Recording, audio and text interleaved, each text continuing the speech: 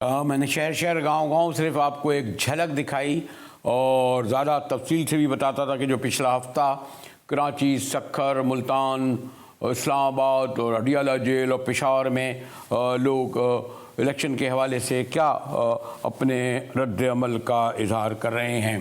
बहरहाल एक बड़ी ख़बर तो है कि इस वक्त दो ही पार्टियां सियासी मैदान में नज़र आ रही हैं। तीसरी पार्टी भी है लेकिन वो स्क्रीनों में ज़रा कम। एक तरफ पीपल्स पार्टी ख़ास तौर पर पंजाब में हमलावर हुई है और मैं देख रहा था कि पिछले 2 हफ्ते से बिलावल भुट्टो जरदारी तवातुर से मुसलसल शरीफ ख़ानदान को बराह रास्त निशाना बना रहे हैं। हर तकरीर में इंतहाई उनके बारे में ज़ाती तौर पर यानी नाम लेकर उन पर हमले होते हैं। सुनिए कि इसके बाद बहरहाल मरियम बीबी को भी पहली बार मैंने आज जलसे में जवाब देखते दिखा।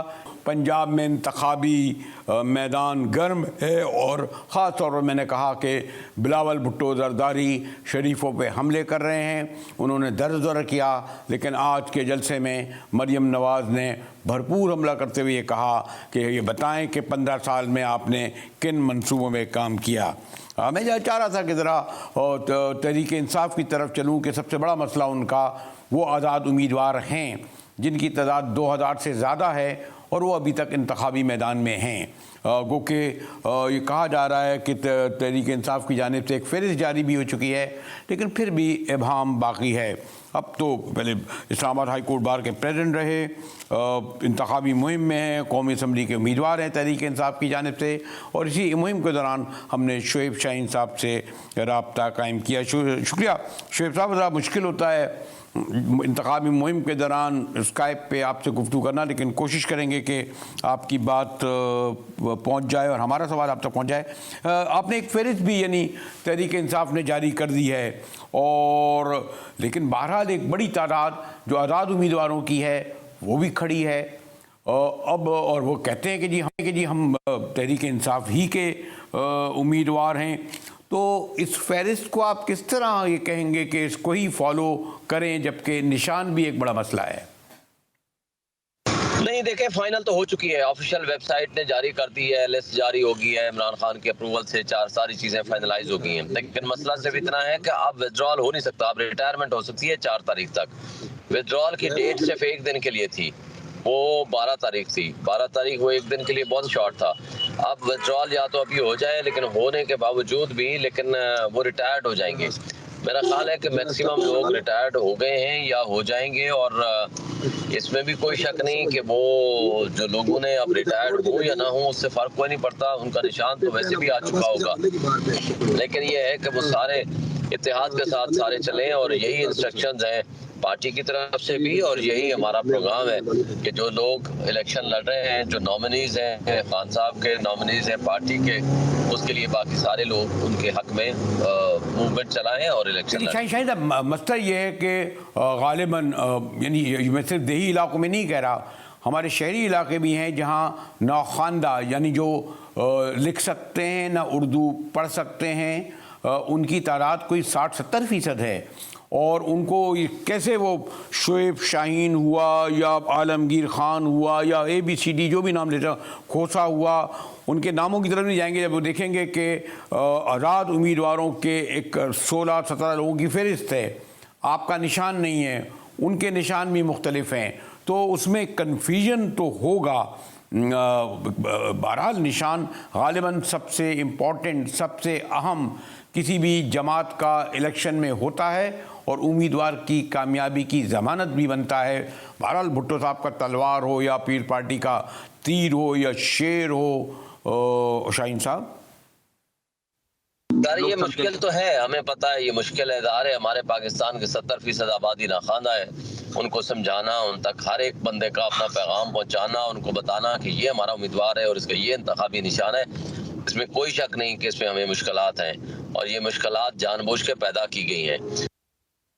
यार मैं एक और है शोएब शाहीन साहब के, बहरहाल कल मेरी चकवाल से उम्मीदवार हैं, आपके बड़े सीनियर जर्नलिस्ट हैं अयाज मीर साहब, तो उनका ये कहना था ठीक है हल्की फुल्की पुलिस पूछ लेती है लेकिन उनका इंतखाबी दफ्तर भी है, मुहिम भी चल रही है। आप इस्लामाबाद शहर में हैं ओवरऑल कोई बहुत ज़्यादा अब खबरें नहीं आ रही अब कि आपके उम्मीदवारों को कन्विंसिंग नहीं करने दी जा रही हो। मैंने देखा कि अली मोहम्मद ख़ान भी इंतखाबी रैली से खिताब कर रहे थे, और जगह भी जलसे हो रहे हैं। तो ऐसा है कि इस्लामाबाद में तो खैर ज़्यादा आसानी होगी, लेकिन उन सब के ऊपर सबसे बड़ा जो जुर्म और सबसे बड़ा जो जुल्म किया है हमारे ऊपर वो हमारे ऊपर तो किया ही किया है, लेकिन इस कौम के ऊपर किया है कि यहाँ के 70% नाखानदा आबादी का हक छीन लिया कि वो जिस पार्टी को वोट देना चाहते हैं, जिसको हक के हुक्मरानी देना चाहते हैं, उनको महरूम कर दिया गया। यानी वो अपने मंशूर के हिसाब से जिस पार्टी को वोट देना चाहते हैं उनके लिए निशान होता है, और वो जब निशान ही छीन लेंगे तो वो कहाँ से वो डिटर्मिन कर पाएंगे कि अब मेरा ये नुमाइंदा है जिसके बंदे को मैंने वोट देना है। यानी इमरान खान को वोट देना है तो बल्ले का निशान काफी है, दूसरे को देना है। ये जानबूझ के एक बहुत बड़ी साजिश पाकिस्तान के खिलाफ, जमहूरियत के खिलाफ, आइन के खिलाफ की गई और कौम के खिलाफ की गई। इसलिए कौम को शदीद नफरत है इन हरकतों से। लेकिन अगर मैं ये कहूँ कि बहरहाल ये तो हकीकत थी ना और है कि आपने बहुत बड़ी तादाद में आज़ाद उम्मीदवार के नाम दाखिल किए, क्योंकि आपका ख्याल था कि जमात भी बैंड हो जाएगी, ये गालिबन सिर्फ आज़ाद उम्मीदवार की हैसियत से लड़ेंगे। लेकिन बेशतर आज़ाद उम्मीदवार जो हैं वो बैठे भी नहीं हैं। यानी जैसे मैंने कहा था ना, आपकी जो फहरिस्त है ये अभी इतनी प्रोजेक्ट नहीं हुई है कि ये इस हल्के से आप ही का उम्मीदवार है। आज़ाद उम्मीदवार भी जैसे मैंने आपसे कहा कि 2000 इस वक्त क्लेम करते हैं, वैसे तो मजमूई तौर पर 17,000 आज़ाद उम्मीदवार हैं, और ये एक बहुत बड़ा इशू है पाकिस्तान की सियासी तारीख़ में। आज तक कभी किसी इलेक्शन में 65% यानी 17,000 आज़ाद उम्मीदवार नहीं हुए शाहीन साहब। तो ये, और फिर ये भी कि सॉरी टू से आपकी क़यादत में भी मैंने देखा कहीं इख्तलाफ है। बानी तहरीक से एक और कायद मिलता है और बात करता है, दूसरा और बात करता है। तो अप्रूवल का मसला है कि वो वाकई उन्हीं की तस्दीक शुदा फहरिस्त है जो आपने जारी की है तहरीक इंसाफ की कहने। मेरा जो दफ्तर है, मेरा जो NA-47 है, ये भी GTV का दफ्तर भी उसी में आता है। पार्लियामेंट हाउस आता है, सुप्रीम कोर्ट आता है, हाई कोर्ट आता है, इलेक्शन कमीशन आता है। ये सारा कुछ जो कुछ हो रहा है ये मेरे हल्के में SHO बनीगाला ने मेरे सपोर्टर्स को टेलीफोन करके उनको हरासमेंट किया। SHO नीलोर ने मेरे जो सपोर्टर्स हैं जो बंद कमरे में एक छोटी सी कॉर्नर मीटिंग या एक मीटिंग बुलाते हैं, उनको हरासमेंट क्रिएट करते हैं कि जी हम आपके खिलाफ पर्चे दे देंगे। यहाँ SHO 12 को जो है वो मेरे जो सपोर्टर्स हैं वो तो जरा शाहीन साहब वो तो शाह से ज़्यादा वफादार होते हैं। लेकिन मेरा ख्याल है कि आपके लिए सबसे बड़ी रुकावट बहरहाल आज़ाद उम्मीदवार तो हैं और होंगे, क्योंकि शोएब शाहीन साहब इस वक्त इंतखाबी मुहिम पर हैं। ज़रा मुझे उनसे इंटरनेट का भी मसला है, ख़िताब भी नहीं कर पा रहा, लेकिन उनका मौक़िफ़ आएंगे एक ब्रेक के बाद। हमारे साथ रहिएगा।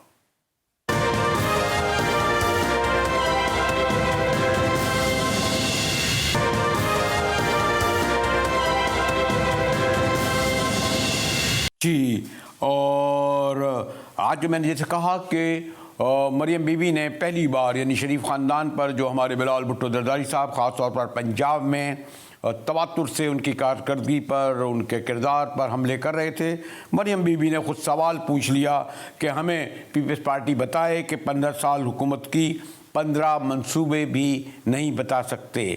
ज़रा ये सुने तो फिर मैं अपने मोहतरम सेनेटर ताज हैदर के पास आऊँ जो इलेक्शन सेल के इंचार्ज हैं, बड़े सीनियर वर्कर। शुक्रिया सेनेटर ताज हैदर साहब, आपने खुद सुना होगा, मुंह में ज़बान नहीं डाल रहा, कहते हैं जी 15 साल हुकूमत की 15 मंसूबे भी नहीं बता सकते, गंवा सकते।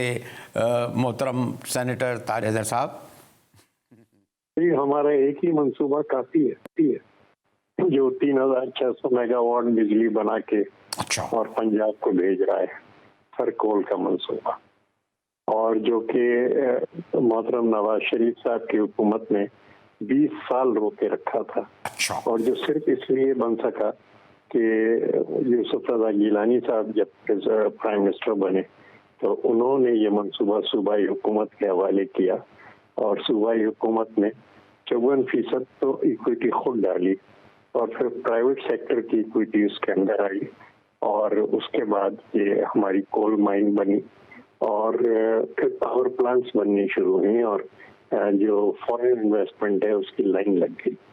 ₹3.5 रुपए फी यूनिट हम थर के अंदर बिजली बना रहे हैं और पंजाब को भेज रहे हैं, ये उनको नहीं भूलना चाहिए। दूसरी ये कि रोज जो है वो पंजाब के मरीज वो आते हैं सिंध के अंदर। कार्डियोवैस्कुलर में 84,000 मरीज पिछले 5 साल के अंदर सिर्फ पंजाब से आए। पिछले 5 साल में 3,28,000 दिल के मरीज कार्डियोवैस्कुलर में आए।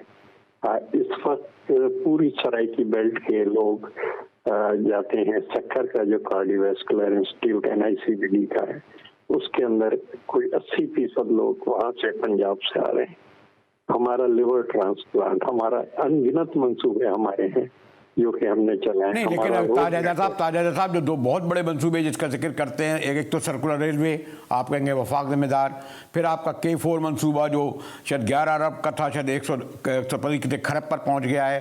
फिर आपकी हैदराबाद सक्खर मोटरवे, ये भी मुकम्मल नहीं हो सकी है, जिससे 5 घंटे का रास्ता तय करते हैं, जो 2.5 घंटे का था वहाँ तो मोटरवे बनी। लेकिन ये 2-3 बड़े मंसूबे अगर वफाक से आप नहीं करवा सके तो जिम्मेदारी तो आप पे डाली जाएगी ना। आपका मतलब है पीपल्स पार्टी पर। आप सही कह रहे हैं कि हैदराबाद से सक्खर की मोटरवे नहीं बनी, लेकिन ये हमारी जो है national highway authority federal government के अंदर है।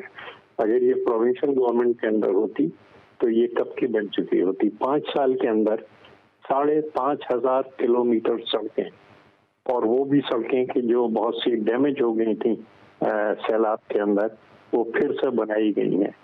इस वक्त सिंध हुकूमत का बनाया हुआ रोड नेटवर्क जो डेल्टाई इलाकों में, कोहिस्तानी इलाकों में, शुमाली सिंध के इलाकों में फैला हुआ है, उसकी हर एक तारीफ करता है कि किस तरीके से वो रोड नेटवर्क बनाया है। ये सिर्फ थर के अंदर हमने 1300 किलोमीटर सड़कें बनाई हैं सूबाई हुकूमत ने। हमने थर का जो इस्लाम कोट का एयरपोर्ट है वो बनाया है। हम जो थर की रेलवे लाइन है जो कि $37 फी टन के हिसाब से कोयला पूरे मुल्क के अंदर पहुंचाएगी, वो जिस वक्त के फेडरल गवर्नमेंट ने हमें लेट डाउन किया कि हम नहीं बना सकते, तो हमने कहा कि ठीक है, ये रेलवे लाइन हम बनाएंगे ताकि वो जो $400 फी टन का कोयला बाहर से आता है उसकी जगह $37 फी टन का कोयला मिले। सेनेटर साहब, आपने तो एक ही जुमला कहा था मरियम बीबी ने, आपने 15 क्या, इस पर तो बड़ा तफसील से गुफ्तगू होनी चाहिए। लेकिन मेरा ख्याल ये है कि ये जो आप मंसूबे बता रहे हैं वो लोगों तक, शायद पंजाब तक नहीं पहुँचे हों जब भी मरियम बीबी निशानदेही करी। ज़्यादा तफसील से आपसे आइंदा गुफ्तगू करेंगे। शुक्रिया सेनेटर ताज हैदर साहब। ब्रेक के बाद हमारे साथ रहिएगा।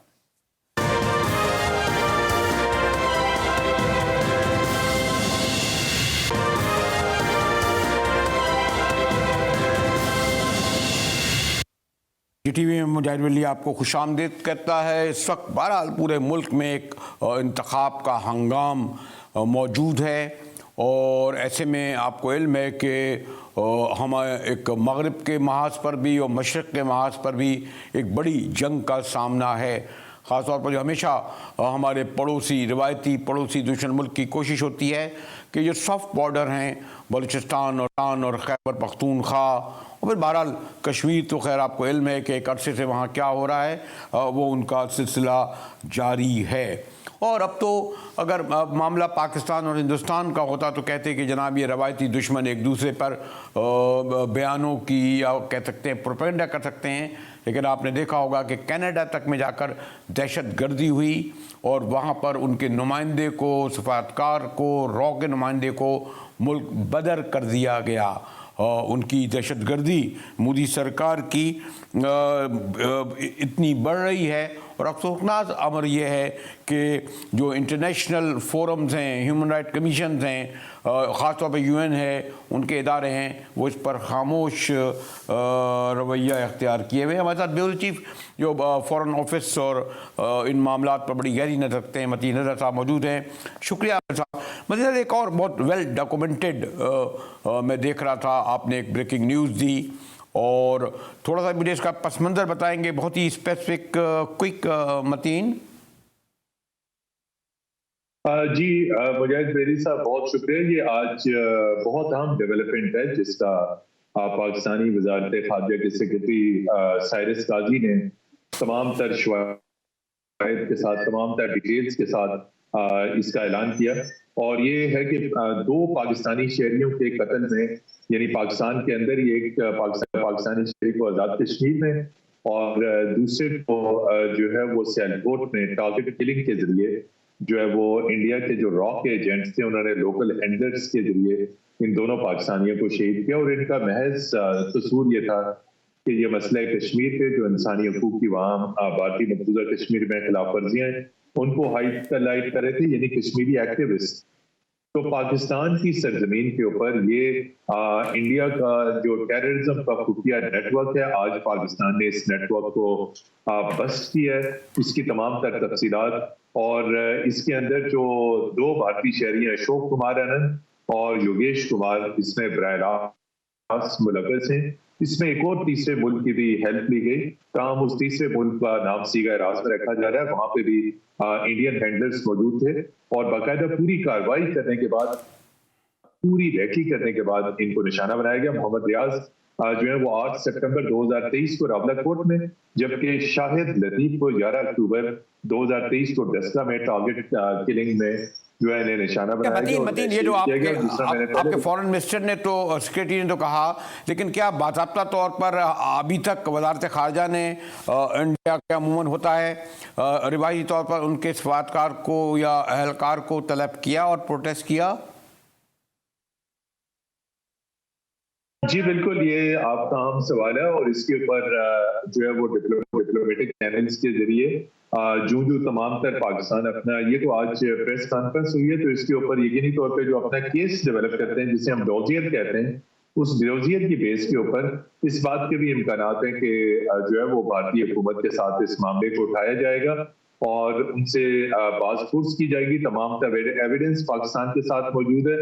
और इसके साथ साथ जो अहम चीजें बरेलवी साहब, ये दोनों जो कत्ल हुए हैं ये बैनुल-अक़वामी कवानीन की सरीहन खिलाफ और उसमें 2 हैं universal declaration of human rights और उसके साथ साथ international covenant of civil and political rights ICCPR article 2 और 4 की मुसलसल खिलाफवर्जी। और तीसरी चीज ये है कि इंडियन स्टेट टेररिज्म है पाकिस्तान के अंदर, रियासती दहशतगर्दी है। इससे पहले आपने देखा कि 2016 में कुलभूषण यादव जो है वो पकड़ा गया। उससे आपने खुद जिस तरह आपने उसमें भी बताया कि इससे पहले कनाडा और अमेरिका में इंडिया की जो प्रॉक्सीज हैं वो बेनकाब हुई हैं।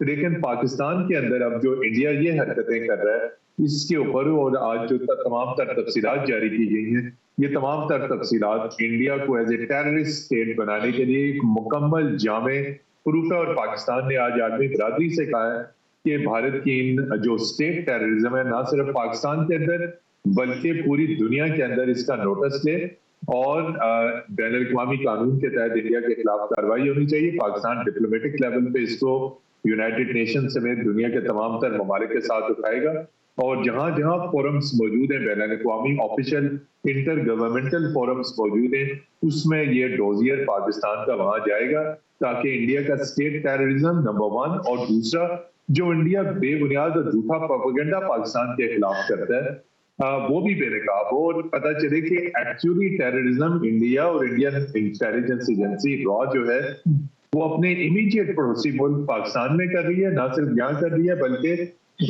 इसका नेटवर्क दुनिया भर में फैला हुआ है। तो आज मैं ये कहूंगा कि पाकिस्तान के इंटेलिजेंस और सिक्योरिटी इदारों की इंतहाई बड़ी कामयाबी है कि उन्होंने इस नेटवर्क को पकड़ा, उसके साथ हैंडलर्स पकड़े और आप जैसे स्क्रीन के ऊपर दिखा रहे हैं इसमें इनके तमाम तर ID कार्ड्स मौजूद हैं, इनकी आइडेंटिफिकेशन मौजूद है। साहब आपने देखा, खैर ये अपनी जगह है कि बहरहाल इसमें खाली हम सिर्फ वजारत खारजा के बाबुओं को दाद सिर्फ नहीं देंगे, लेकिन उनको इससे बढ़कर काम करना है कि आप देख रहे हैं कि भारतीय सफारतकारी एग्रेसिव है और कहीं कहीं हमें नज़र आता है कि हमारे यहाँ रवैया बहुत ज़्यादा अपोलोजेटिक है बाज़ मामलात में, तो इस पर भी तवज्जो देने की ज़रूरत नहीं है क्या?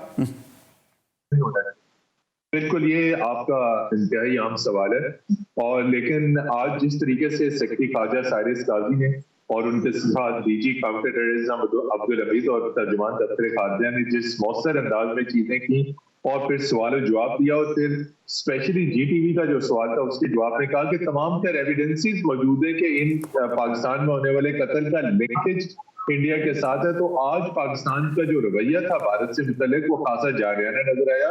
आज डिप्लोमेसी तो खासी जारियाना नजर आई। आपकी बात दुरुस्त है, इंडिया से मुतल्लिक हमारी डिप्लोमेसी को, हमारे स्पेशली दफ्तर खारजा की जो सफारतकारी है उसको जारियाना होना चाहिए, क्योंकि भारत से जब भी पाकिस्तान के मामले में बात की जाती है तो बड़े जारियाना अंदाज में की जाती है। तो उसी जारियाना अंदाज में पाकिस्तान को ठीक भी है, भारत का मतीन जवाब हैदर देना। साहब हमारे सफारतकारी पर बड़ी गहरी नज़र रखते हैं। मतीन हैदर साहब हमारे कॉरेस्पॉन्डेंट हैं और ये जो एक बहुत बड़ा वाक़या हुआ उसको वज़ारत ख़ारजा ने बड़े तफसील से हाई लेवल पर सारी दुनिया के सामने उठाया है। इसी के साथ ही GTV से मुजाहिर वली को इजाज़त दीजिए।